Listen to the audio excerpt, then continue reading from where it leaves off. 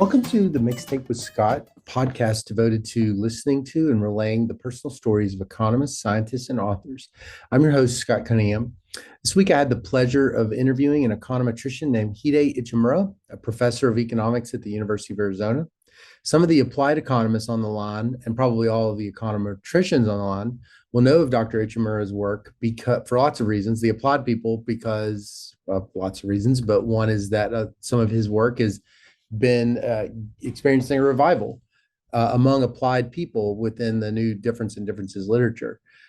So I wanted to sit down with them as part of my broader love of hearing the stories of econometricians, particularly those who were working in the 80s, 90s, and on topics in causal inference.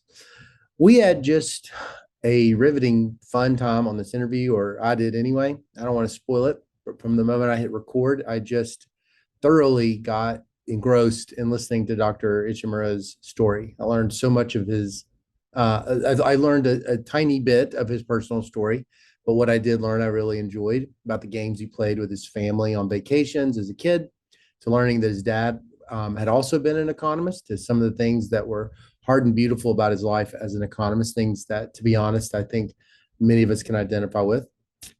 This is why I do these podcasts, to be honest, to hear these stories.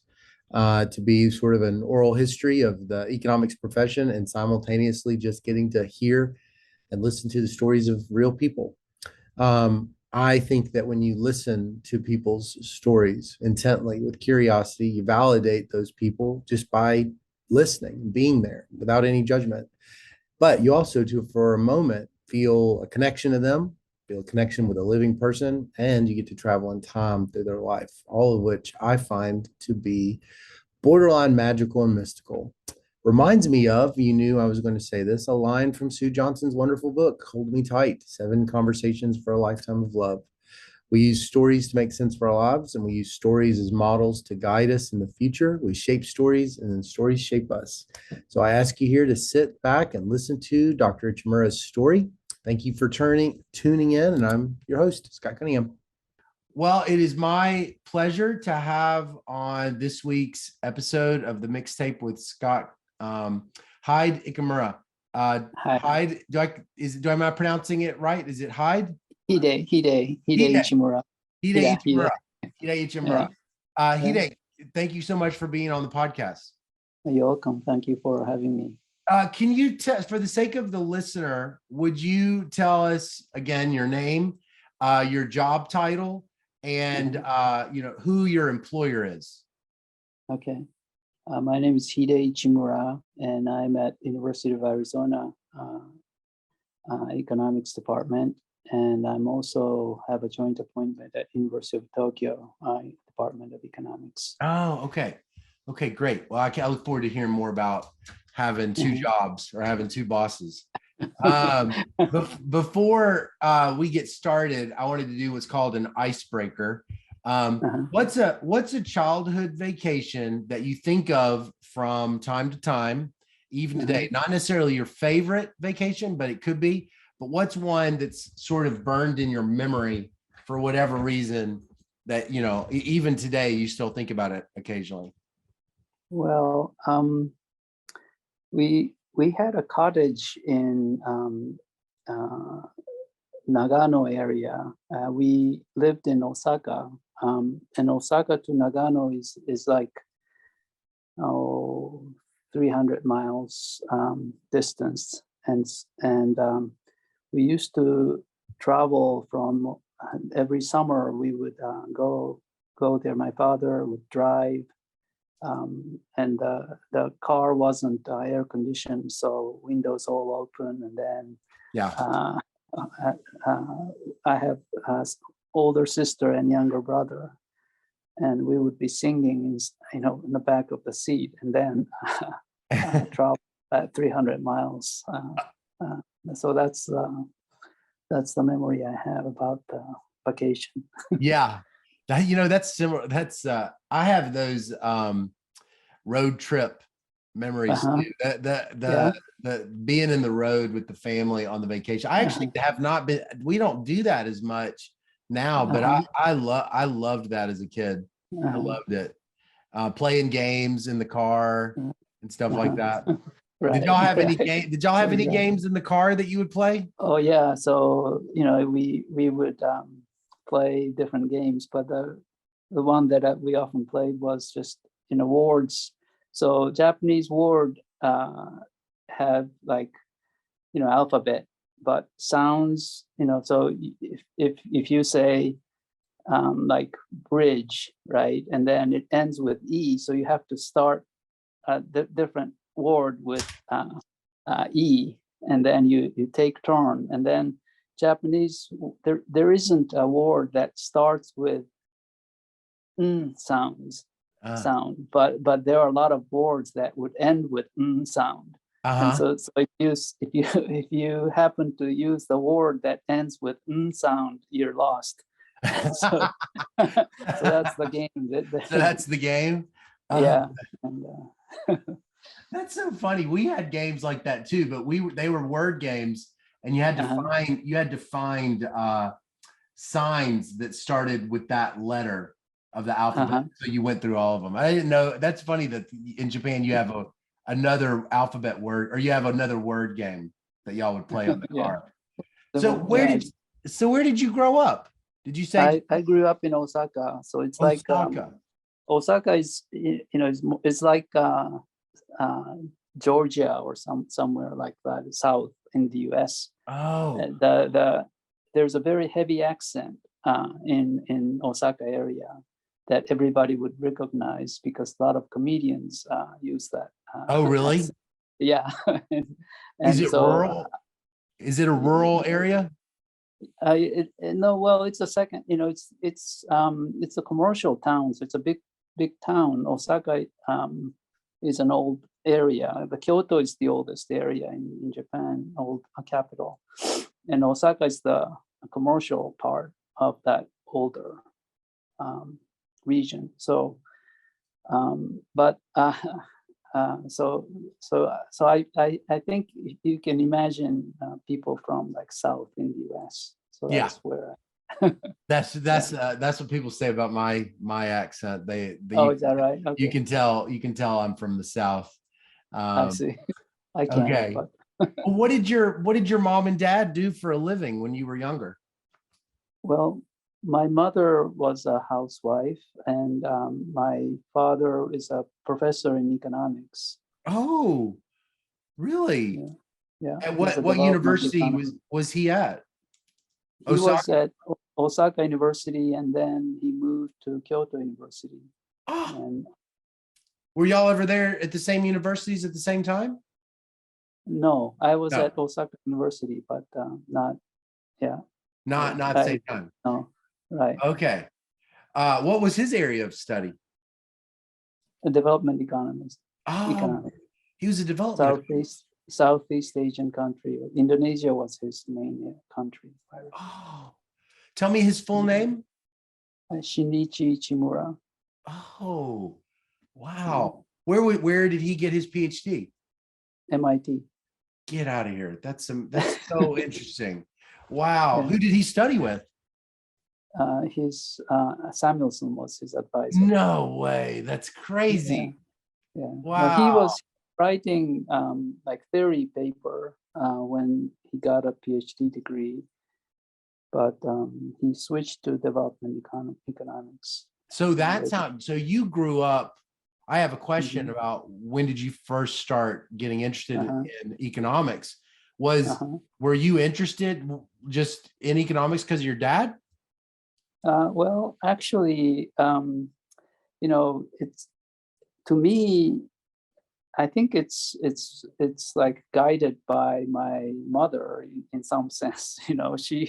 She raised me in a way that I think in retrospect, I wasn't thinking that way when I was young, but I was more like I knew that I wanted to become a scholar, and I think that Uh, that's that's my mother's influence in some ways. And really? then so the issue was well, I wanted to be a medical doctor growing up, but Mhm. I would vomit at the sight of blood or Yeah. anything like that, and Yeah. so So I knew I wouldn't be a good doctor Right. because I knew, I was told that you have to do like, operate on the dead body to become a medical doctor and so Right. on.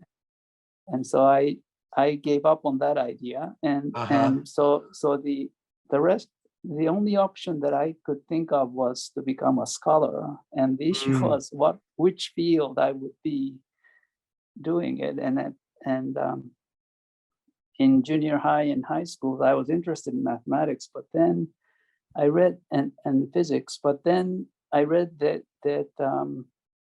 height of that scholarship is in the early 20s, and by 30s it's not really, you wouldn't be doing first-rate work. Oh, right. The age. And I right. thought that would not be such an interesting area to be in. If your height becomes that so early, then right. And so, but then I knew that economics used lots of math and economics that didn't have that reputation. So I thought that would be a good area to work in, and that's. So in high school, second year, I switched from science. In Japan, you have to kind of select the direction at the second year, and that's when I decided to go to economics in high school. But you said it was your mom. Your mom had the more influence than your dad. I would have thought you would have said dad, since he was the economist. Well, I mean, certainly that had an influence, but I think that my mother steered me to become a scholar, Really? rather than, I think, I mean, that's how I think about it. And now, did she have some, what was she like? What do you mean by that? Well, what was your mom like, where she would have, saw that's what that you would have been good at that? What was it about her that saw that? My mother grew up in a family where my grandfather was in military, and he died when my mother was 12. So my mother was raised by my grandmother from 12, and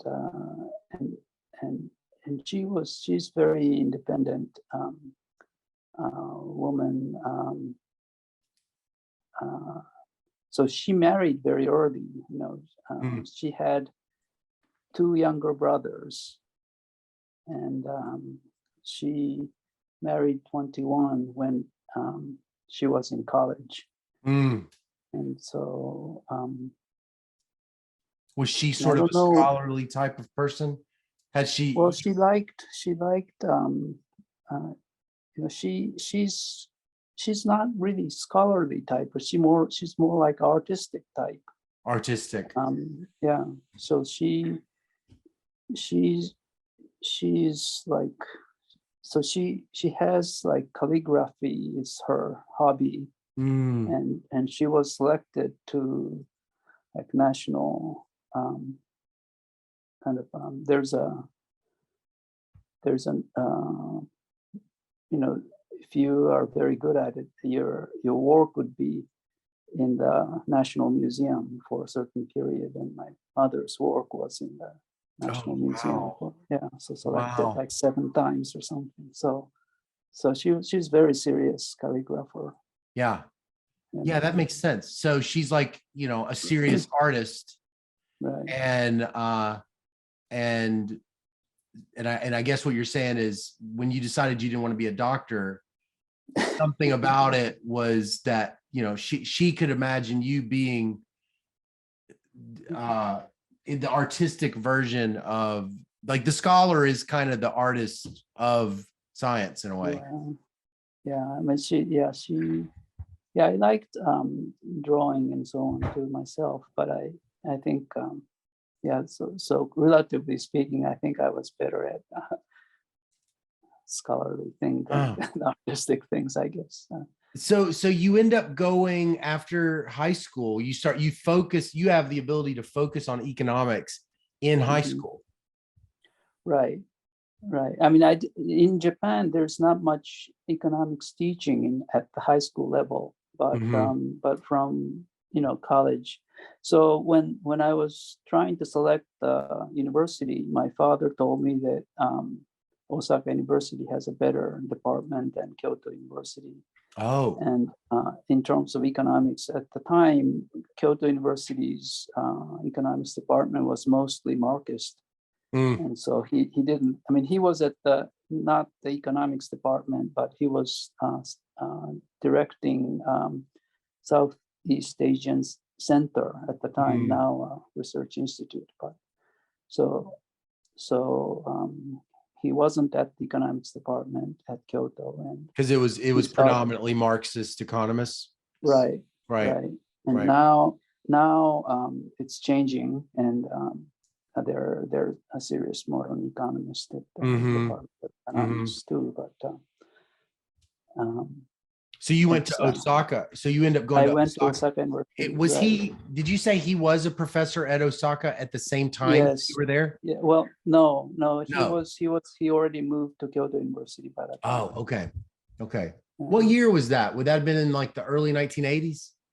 No. Yes, that's right. Late 70s to early 80s is when I was a student. And did they have econometrics courses for the undergrads at that time? Yes, actually, Professor Hatanaka moved from the Research Institute at Osaka University to economics department. And so I was very fortunate to have him as the undergraduate teacher.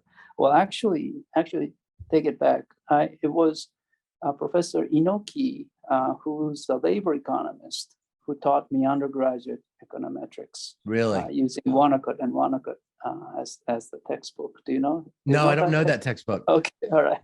So it's a standard econometrics textbook at the time. It's like Stockton Watson type, textbook, and he taught me undergraduate econometrics. I liked it a lot, actually. Yeah. Then at the graduate level, in the first year graduate, Professor Hatanaka moved from the Research Institute to economics department, and I learned tile from Professor Hatanaka. You learned what from him? Henry Tile's textbook. Oh, okay. Do you know that textbook? I don't know that textbook either. Okay. I'm loving this journey through the textbooks. That was the econometrics textbook in the early 80s. Yeah. So that's what was different about the textbooks back then? What was different? Because and I always would hear about fixed regressors. That's true. Yes. I mean, but I mean, not much nonlinear stuff, mainly linear stuff, but a lot of interesting ideas, I think, in the Tile's textbook. Yeah, so I think the generations of people have studied that textbook, so maybe that was toward the end of that generation. I don't know. You were at the end of it, so that was like, right.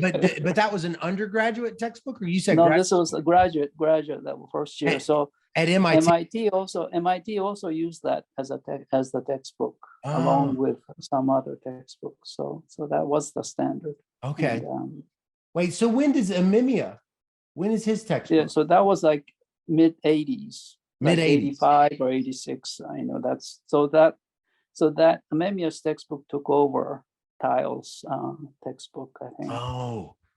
And then Woodridge and Hayashi and these textbook came in. Yeah, right. And so you go to MIT. You must have been so excited to get into such a legendary institution. What did it feel like stepping into that school? Yeah, so I wasn't intending to go abroad. Actually, I was studying at Osaka University, but some person who was in my parents' house neighbor was on the committee for Rotary Foundation scholarship, and he recommended me that I apply and to that scholarship, and so I did, and I got the scholarship. But then Rotary Foundation scholarship restricts the school you go to in some ways, and they recommended me to go to New Zealand's university, and so I applied and I got accepted, but I didn't. So given that I was going to apply to different universities, I wanted to apply to different universities at the same time, and so I applied to different universities. I got into MIT, and so I wanted to go there, but then they won't let me because I guess it was too expensive or something, I don't know. But so I wrote to MIT that I have this scholarship, but they wouldn't let me use their scholarship at MIT. Why? And I don't know. And I think it's like, I think it's more for promoting friendship across different Rotary Foundation groups or something. And I have no clear idea about the reasoning why. And so, but then MIT gave me some partial scholarship. And so that's, and my parents funded my living cost for the first 2 years. So I could attend MIT. I bet your dad was really proud of you. Was he? I don't want to put words. I mean, I just would be, if my son or daughters were to go become a professional economist, I would have a lot of really interesting feelings. Was that interesting? He didn't express anything he didn't directly, but I can imagine that he might have. Yeah. But and I wasn't really thinking about that, but I think you're right there. Yeah. Well, so you get there. What was that first year like? Was it really hard the way that, like, University of Arizona's first year coursework's hard for the students? Is it, or was it different? Yes. I mean, I did 1 year of grad study at Osaka University. And so I had, in the first year, it wasn't that difficult because, but my English was very poor. And so I wouldn't be able to I think I wasn't absorbing as much as I should have or could have if my English was better. And so I was working off my kind of savings in some ways, intellectual savings up to that point, and I was using up that. But I met very good set of classmates, and who were some of the classmates? Who were some of your classmates that you were close to?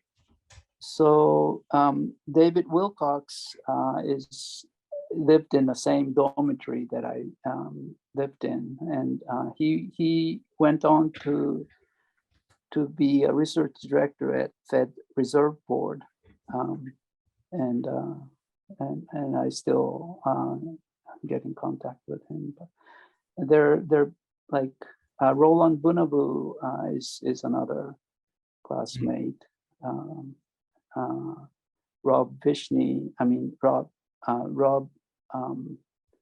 Gertner at Chicago was classmate. David Sharfstein and Greg Mankiw is supposedly my classmate, but I've never saw him. You never saw him?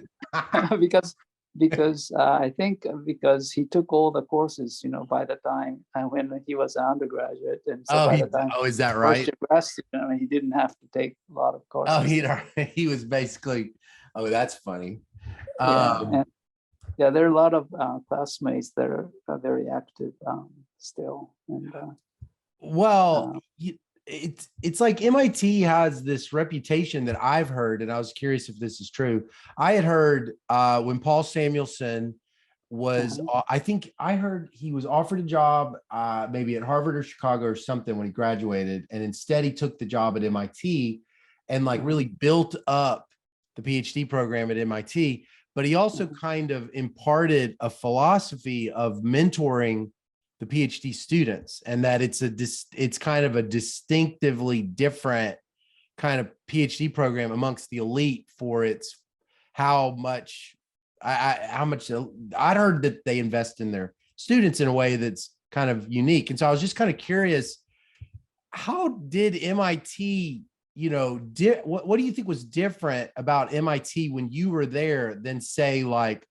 other universities at the same time, like that you could tell or that you've learned over time MIT's philosophy about its students was or was not exactly the same or different? Mm, that's a hard question because I mean,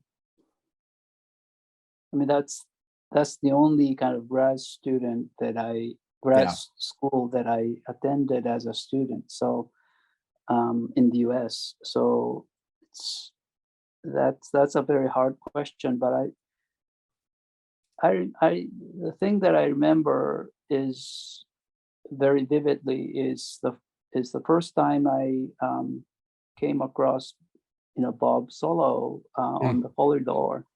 Um, after passing the prelim, I mean, he addressed me as Hide, and he knew who I was, but he would, I think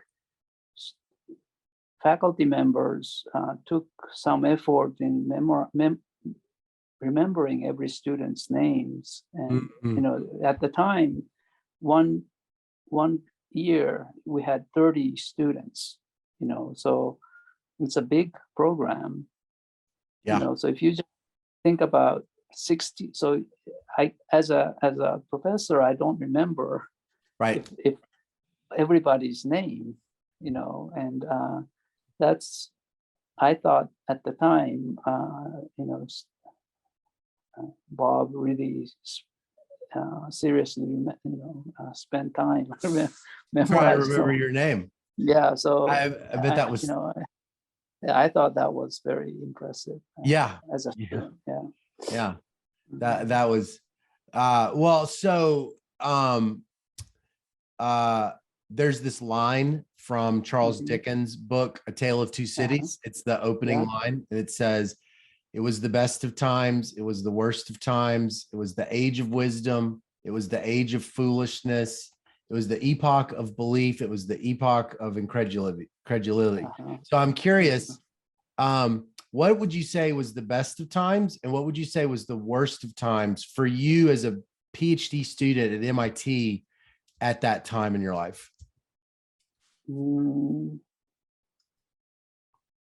well, best of the time is when I came up with new ideas. I thought and that's when I vividly remember a few different moments where I came across some ideas that I thought that was kind of new, in some sense. Like what? Well, I mean, the, the first case was there are two cases. The first one was when I came up with some ideas how to solve the nonlinear measurement error, polynomial measurement error problem that Whitney gave this seminar that explained why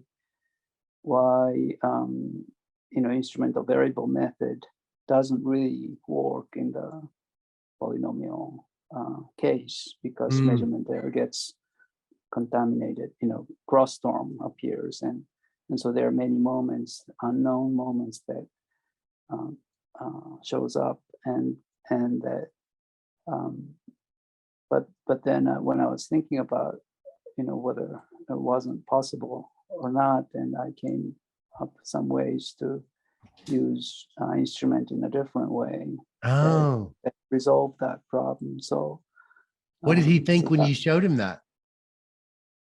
Well, I mean, I think he was very happy, and I mean, you know, that I mean, he was tackling that problem too. So I think Yeah.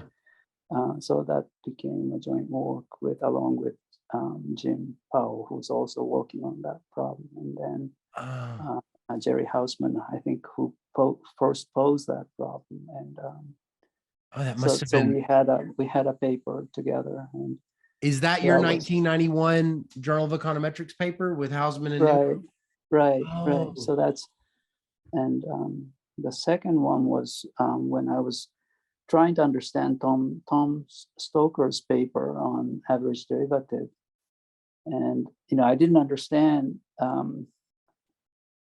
why he could estimate that kind of slope coefficient really without specifying the error distribution, and I was trying to understand exactly what's going on with his paper, and drawing some picture, and then clicked in my mind why it might work. But then it turned out that his idea is very different from how I was looking at it. And so I realized that there is some different approach that I could take that he didn't take. oh, so your misunderstanding sort of led Yeah, to your yeah. discovery. So yeah, exactly. Oh, that's interesting. I was yeah, thinking along the line that they're different from how Tom tackled the problem. So that was Oh, that was I bet that felt good. yeah. So that was those were high points. I think the low points, I guess, is the when I failed like macro economics course, and I felt so I felt really, that was the second year, I guess. The first half of the second year, I wasn't sure whether I can make it right at the time. I mean, and Mm, you know, so so that must have been the lowest point. mm, And I had to take the makeup exams and so on. And yeah. so I think it's a big club of people that failed that macro prelim. yeah. I think so. Across in the history of prelims, I barely passed mine, but I thought that was a brutal Yeah. exam. If you're not a Yeah. macroeconomist, my experience was this is hard. Yeah.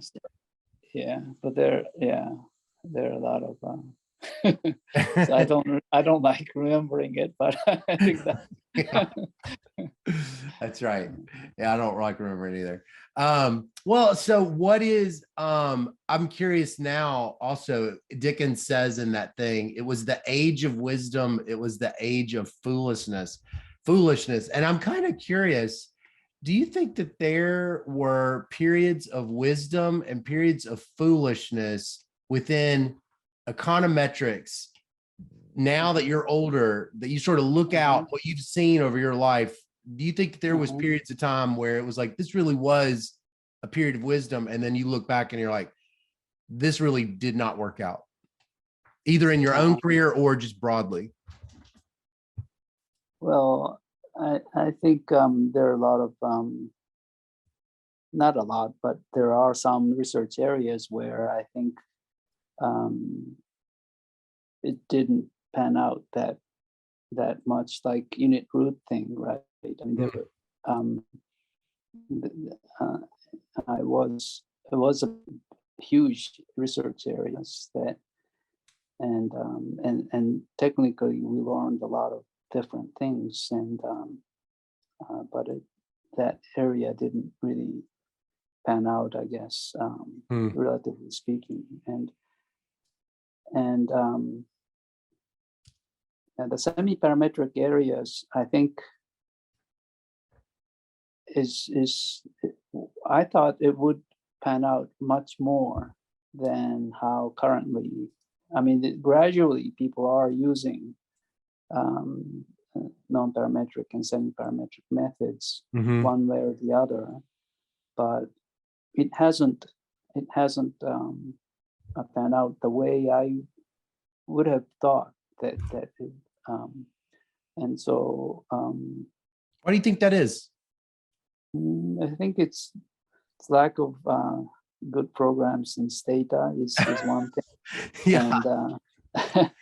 And but some things are more serious. I think that I think we haven't found some coherent ways of completing the methods in a way that satisfies a lot of applied people. Like smoothing parameter choices is left unspecified. And so in some sense, we have a set of methods, but not the method that people can use. Right. And so it's not really well specified yet. Right. So there is some, but technically it's very detailed analysis that have to be done, and that part hasn't been completed in a satisfactory way. That I think a lot of people who are contemplating using it don't feel comfortable yet. So I think there is some critical developments that need to be done, but not somehow. I think editors of the journals don't really think that that's the gap that is needed, and so there aren't very many papers that are people have to accept that that's the direction that developments have to be carried out. Right. And I don't think there is an agreement there. And so for some people, this is a minor details that and for some, I don't know how users feel, users of the method, if that's the part that needs to be filled in or not is something that I think I need to understand. Well, so when did you find yourself gravitating towards econometrics? Was it at MIT, or was it even earlier with that really positive experience at Osaka? When did you say, I really think this is what I want to do? Oh, okay. I was more interested in theory in my first year, and so I took a general equilibrium course from Tim Kehoe when he was an assistant professor at MIT. And the second year, so my family knows Takeshi Amemiya at Stanford. So when he was a student, my father visited Berkeley when I was 6, and so I was at Berkeley, and he was just appointed to Stanford or something at the time, and he and our family made a trip to Yosemite or something. So I knew him from long time ago. So the second year, I visited Stanford over summer, and that's when he was writing his textbook. So I read his textbook's draft in 1984 or something, and the timing was just right, because that's when I finished my core exams and took econometrics and theory as my fields. And so I had enough background to understand, to read his manuscript very quickly, and over one summer I read the whole thing, and I really learned a lot, and felt very confident, and I enjoyed it, and so much that I thought that I could do something about that area.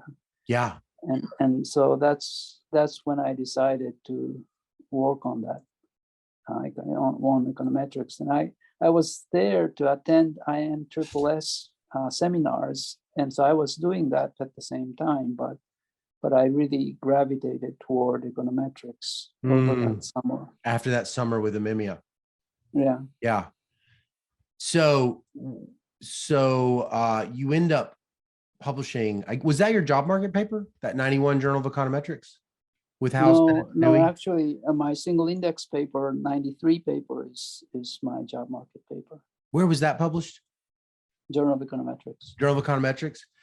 Yeah. And so what was it like working with Hausman and Nui as a young man? How would you describe, to me, who's never met either one of them, what was their kind of interaction with you, and what did you sort of notice in them?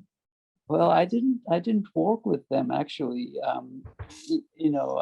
I gave my notes to Jim and I think the rest they worked out. I mean, so I didn't participate. I mean, I was just a student, right? I mean, so so I was working on my thesis, and that after the note, I mean, they were very generous. They wrote everything up, and they.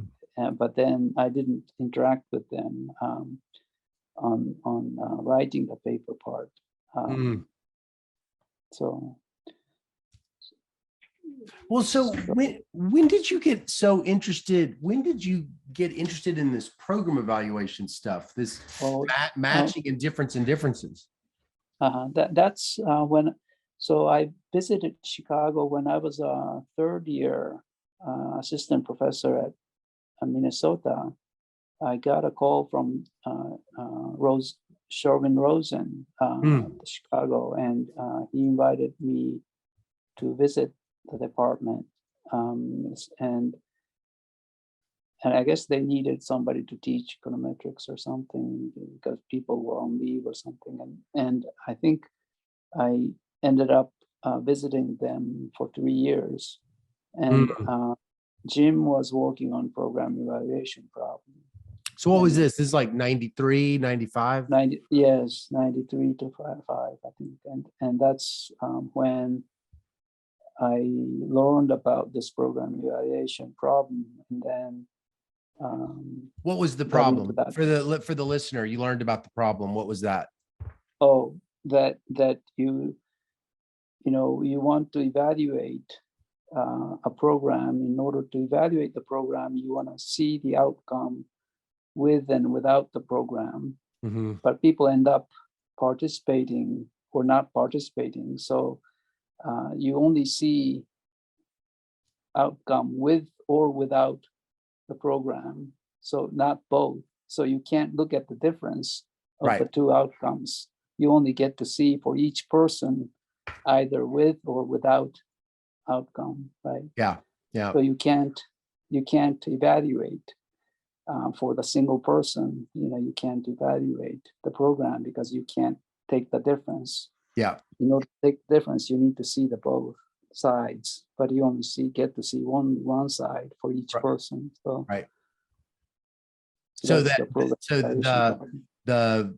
this causal the fundamental problem of causal inference type of problem, right? Where you don't have the counterfactual. Yeah. So that's right, exactly, and that's the simplest kind of causal problem. Yeah. Yeah. Was that new? When you saw that when at Chicago, that was like something that was new to you? Were you impressed by all that work? Yes. I mean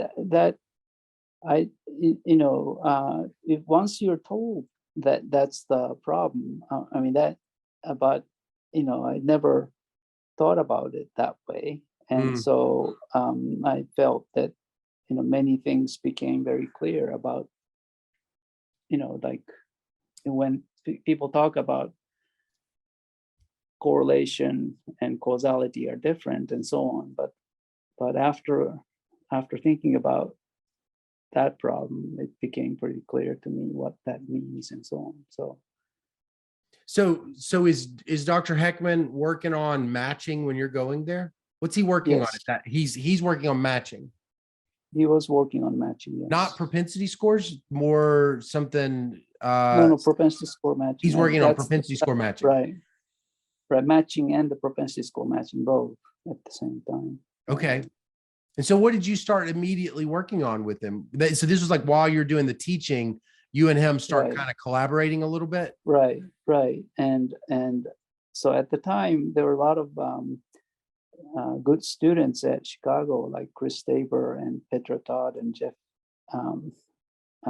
Jeff was there too. And so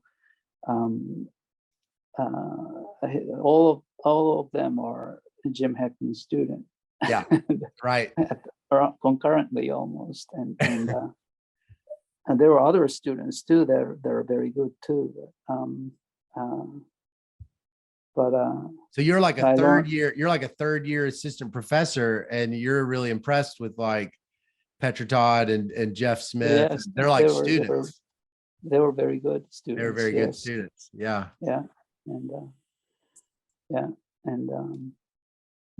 So it was a fun time. Yeah. You know, it's funny. You've got this 1997 paper in Restud, and then you've got a 1998 paper in Restud. And they have the same title. Yeah. I like stared at the title, and I'm like, I must be missing something. This is the exact same title. How did that happen? Yeah, no, well, I mean, I think the paper became too long in some sense. And so we split the application, the empirical finding part and the methodological part separately, and more about what we found in JTPA context is one paper, and more about method is in another paper. Yeah. And so and we have Econometrica paper that is also related, and that's more about kind of how to characterize the bias. That associated with the matching. How to right. Oh, right. Interesting. Yeah. So because if you have experimental data, you can characterize the bias, right? Selection bias. And so that's in the Econometrica paper. Oh, interesting. That reminds me of that Abadie and Imbens paper, where their matching paper, where they also characterized the selection bias with matching. Was that similar? That was similar idea. Yes. Oh, it's a similar idea. Yeah. It's interesting. The 97 restud, and I'm just curious. I had never seen this before, and I guess this is a related to the unconfoundedness assumption, where if the treatment is conditionally random, then you can use the control group to impute the Y0 potential outcome, and then you can estimate that potential outcome using just the control group, and then you can do the same for the treatment group.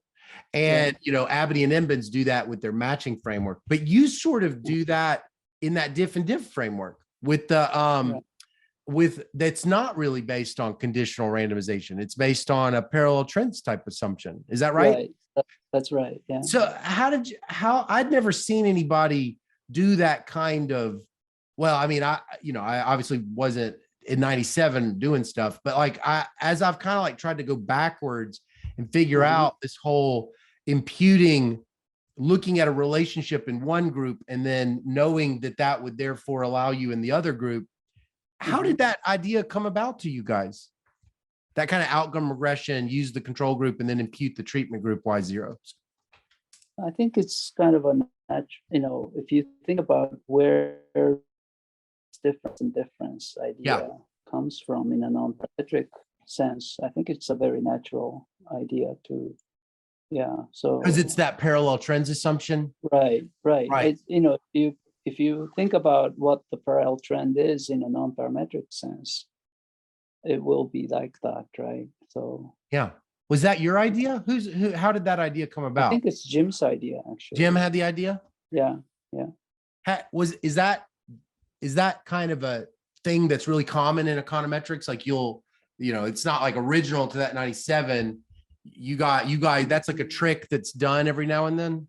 No, I think that, no, yeah, I mean, Jim is really good in abstracting the core idea.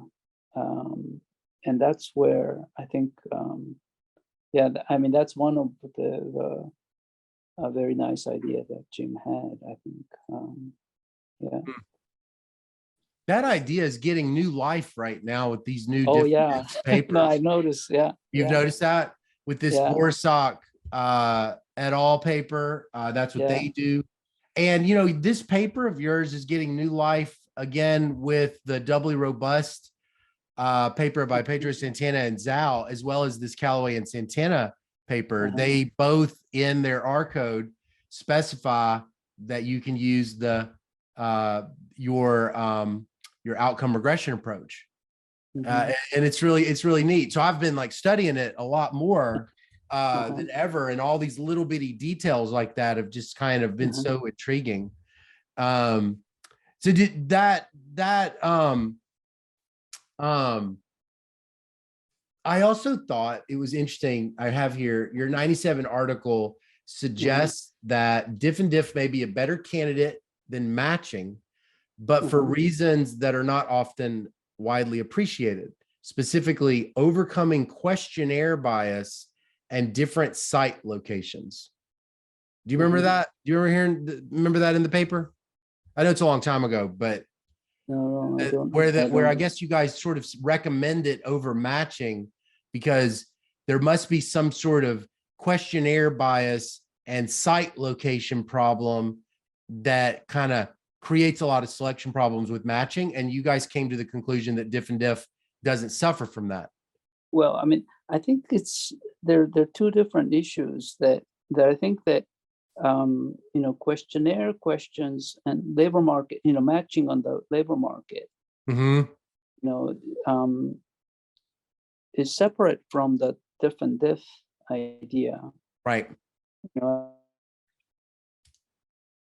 The matching is method, but then the part that I think what we wanted to emphasize in the paper is that a method alone is not good enough. The matching is a method, but then you need a quality data to implement it.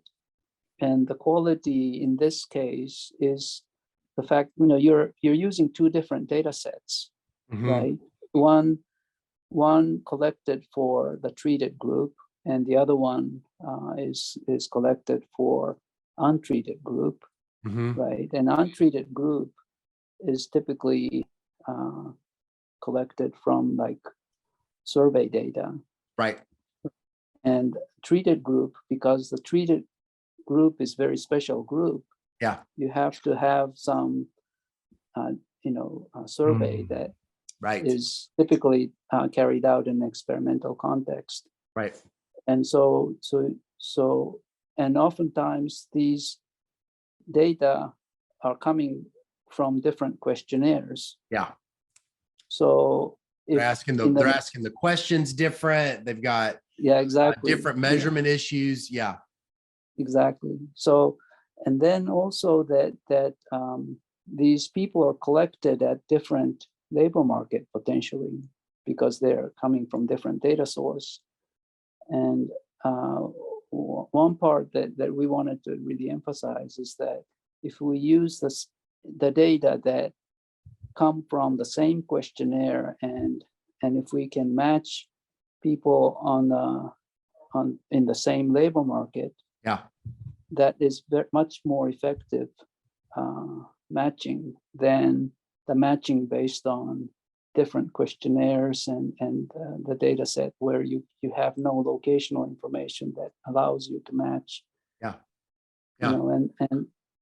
And so that's the one point. And then that difference in difference, is more convincing assumption than the assumption on Right. levels and the matching assumptions on the levels, Yeah. because there you can difference out kind of common feature, right, that doesn't vary over two periods. So that has additional security, I think. So there are two combination of these two things, I think, allow make the difference in difference approach more kind of reliable. Well, it's, I mean, I haven't, like, the citations of it are just gigantic. Your entire it's such a widely cited paper, but I'm just noticing, at least in the applied community, I think a group of people that didn't know the paper are studying it really closely, because it's because these flaws with the traditional fixed effects model in the differential timing scenario are becoming a lot more salient. Your paper turns out to have had a lot of relevance, particularly because of the way that you handled the covariates, with the baseline covariates. Oh yeah, no, I think that the idea of Rosenbaum and Rubin's summarizing propensity score, using propensity score to summarize regressors, I think that's a very important idea, that are findings, different incarnations in the IV literature as well. And I think that would be very important area, because we don't really have a good ways to summarize regressors, conditioning variables in the IV. Late idea is great idea, but then in some applications we need a lot of conditioning variables to justify conditional independence assumptions of IV. Right. And how to incorporate conditioning variables in that context is not settled, I don't think. Yeah. And that's something I think we need to think hard about. And this recent literature in difference approach is very important in that they're trying to match on the timing of the treatment, right? And the importance of repeated treatments and so on. So pointed out and so on, but that's still in a very linear framework, right? And I think that has to change, and because that's a very strong assumption, right? That's a very strong assumption. Regressors being used in that context is very specific. Linear. I hadn't really thought about differential time, these solutions to the differential timing being matching on the timing, but that's exactly what they're doing. They kind of break it down into these little blocks and then add up. I hadn't really thought about that. But I think that literature is related with, would be more, would be made more in line with these matching idea. And, So you had published on instrumental variables, and then in 94, that late paper gets published. Were you sort of like, was that paper kind of like in your life a little bit, or because you're at MIT? Well, when do you graduate from MIT? Early 90s? 88. 88. Oh, okay. Yeah. So you're at Minnesota, but you're in this treatment effects world, and you'd worked on IV. What was your reaction to that late paper back then? No, I thought that was a great idea. I wasn't thinking that idea, but there were some, precursors to that idea, I guess, like Brown, Charles Brown at Michigan. Really? Had discussed that type of things, and so it wasn't new, but they did a very good job in kind of isolating the core. Charlie Brown was talking about, this conceptually IV sort of having these complier groups and stuff. Yes. Yes. Wow. Yeah. No, he's a really interesting guy. I've been wanting to interview him. Yeah. No, That's interesting. yeah, you might want to ask him. Yeah, I'll No. ask him about it. I'll Yeah. ask him about Yeah. it. No, I really like him. Yeah. Well, so I have just a couple more questions. I know I've had you for a long time, but I wrote here, Okay. being an economist is beautiful and it's hard. And it's kind of confounded by being a human, which is both beautiful and hard.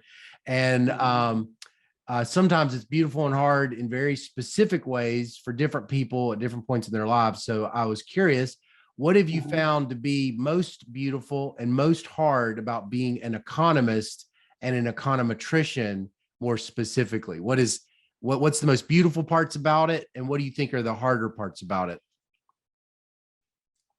Well, beautiful part. I don't know whether it's specific to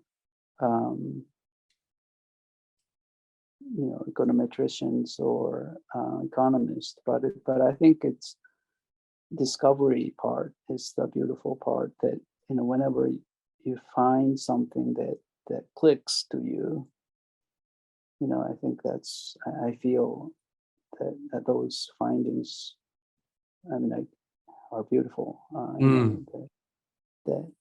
So That so feeling. that feeling is not very good. Yeah. And It's a rush. yeah. I completely No, agree. just Once it yeah. bites you one time, it's hard not to want to keep doing when it. things click, and yeah, exactly. But then I think it's when you see some things don't it's when I lose some people, when uh, it doesn't happen that often, but it sometimes happens that I lose persons, interest or something. You lose them? You mean they pass away?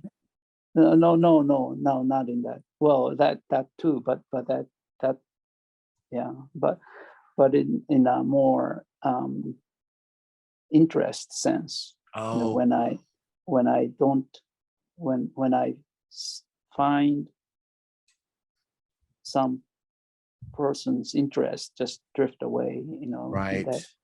and I feel kind of responsible that, Right. Right. about that, and so. Oh, that's interesting. That's interesting. Yeah. Right. Right. Right.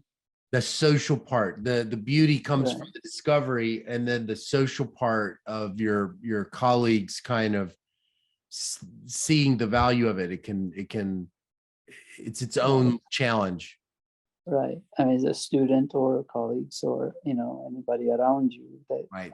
you try to explain but don't succeed. Yeah. Yeah. Some ways. Yeah.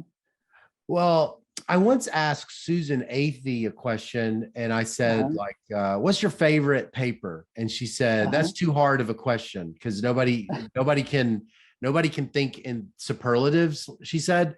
So you're supposed to say, what's a paper you like? so here's, I'm going to change the question. What's an article or a book in economics or econometrics that, here you are at this point in your career, that every now and then you think about it enough that you think this article, this book appears to be, has made, this article, this book appears to kind of live in my mind for free now. I didn't, it's something that has apparently has affected me.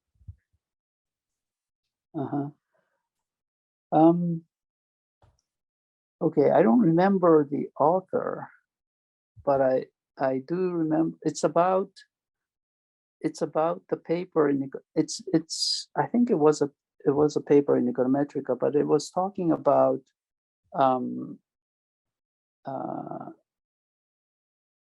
of length biased sampling issue. So and that it wasn't it wasn't kind of theoretically tight paper or anything, but it was describing the problem in a very coherent and robust way that I felt that I wanted to write a paper like this, that it was addressing a real important point, I thought, and that it was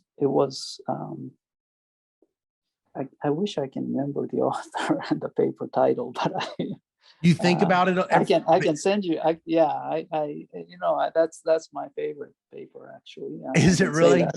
Yeah, that I and yet I don't remember the author. But yeah, no, I'll send you the. Yeah, send me that. Send me that. Send you the, yeah. I'll add that to the thing. Okay. Yeah. Well, last question, and then we're gonna go. What is it that you are most hopeful and most excited about in econometrics as you look forward? Sort of like what you as you look forward, what excites you the most right now? Right now, I'm working on a problem that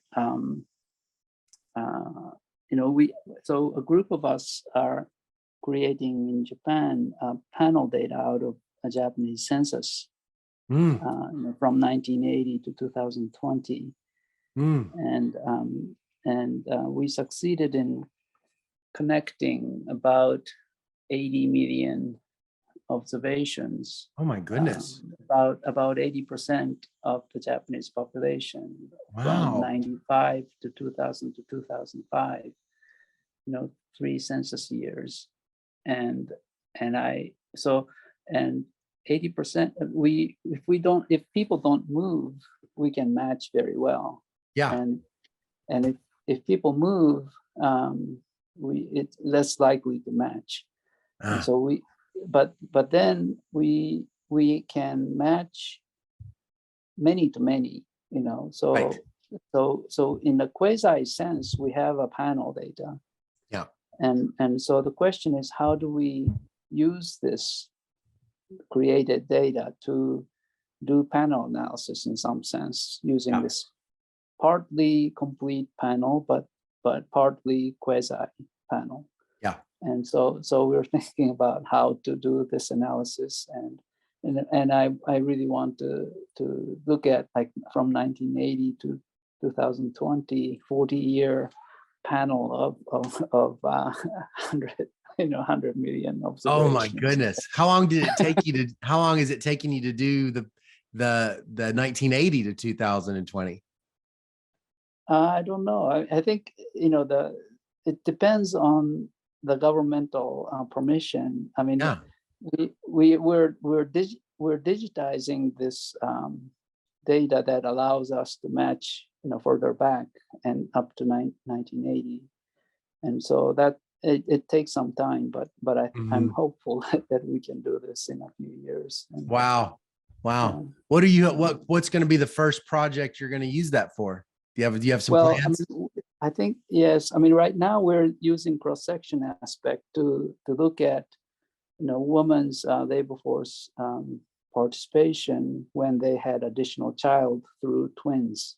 So with this much data, you can do the twinning. It's non-trivial. Yeah. We can right. do many twin studies. That's right, because localities that are different. That's right. You're powered to do a twin study. Yeah, exactly. So we can do many twin studies in different locations to examine neat. What's the child burden on labor supply. And that's wonderful. That's exciting. That's exciting. Yeah. Well, it's been such a pleasure to get to talk to you. I really appreciate it. This has been so much fun. Thank you very much. It's been so much fun. Well, I wish you the best on that project. I look forward to seeing the new twin study. Yeah. I hope. Okay, bye-bye. All right. Thank you very much, Scott. Bye.